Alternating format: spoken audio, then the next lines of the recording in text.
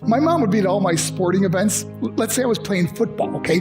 My mother would be on the sidelines, and if the play on the field started going one way, my mother would run along like, Mark, get him, get him. I'd be like, oh my gosh. I'd get in the huddle with the other guys. They go, Mark, is that your mother? I go, no, I never saw her before in my life. The greatest gift my mother ever gave me, she believed in me. I have overdosed on drugs on 3 occasions where I should have been dead. But I believe I was kept here for a reason. You show me your friends, I will show you your future. How do I know this?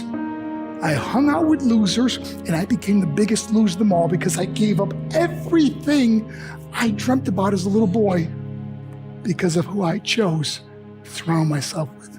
My friends would drive me home at 2, 3, 4 in the morning. We'd be drunk and high, laughing in the car. We'd pull up in front of my house in New York. They go, Mark, the light's on. I go, oh man, my mother's up.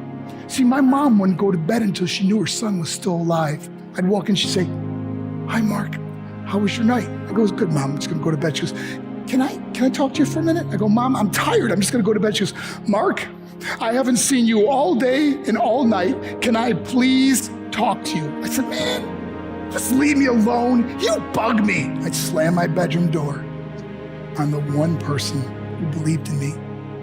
I was on a worldwide tour and we were wrestling overseas in Japan. After my wrestling match, I went upstairs in my hotel room and I fell asleep. There was a knock at my door at 3 o'clock in the morning. I got out of bed and I looked through the safety window and I could see it was a Japanese promoter. So I opened the door and he said, Mark, you need to call home. There's been an emergency. I went and got on the hotel room phone. I called back to the United States and said, hey, what's going on? They said, Mark, I don't know how to tell you this. I said, just tell me what happened. Now somebody started crying. They go, Mark, I can't tell you. I said, just say it. They said, Mark, your mother died. I just threw the phone down. I ran out of my hotel room. I took the elevator to the lobby, and when the doors opened up, I just ran out into the street. I mean, there was no cars, there was no people. It was 3 o'clock in the morning. And I walked down the middle of a street in Hiroshima, Japan, and I remember looking up and just saying, Mom, I am so sorry. I flew home for her funeral, and I was so nervous to walk up to her casket, so I just stood way in the back. And I kept looking from a distance. I kept thinking to myself, Mom, please wake up.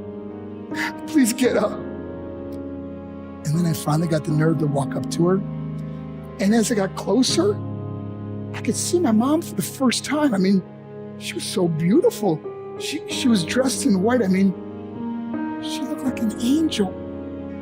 And I just stood over and I said, Mom, you are my hero. Everything I am, everything I hope to be was because of you. You loved me so much. You gave me a life. You're the only one that ever believed in me. How did I repay her? By getting drunk, by getting high, by getting stupid, by hanging out with losers. For what? All she ever wanted to do was talk to me. I wish I could talk to you now, Mom. I wish you could see what I'm doing. Why couldn't I have been a better son? We are defined by our choices. But if you surround yourself with people involved in drugs and alcohol and pills, it's a dead end. I'm not here to preach to you. I'm here to tell you I lived that life. It leads to broken hearts, broken relationships, broken dreams, and death. For what? To get high?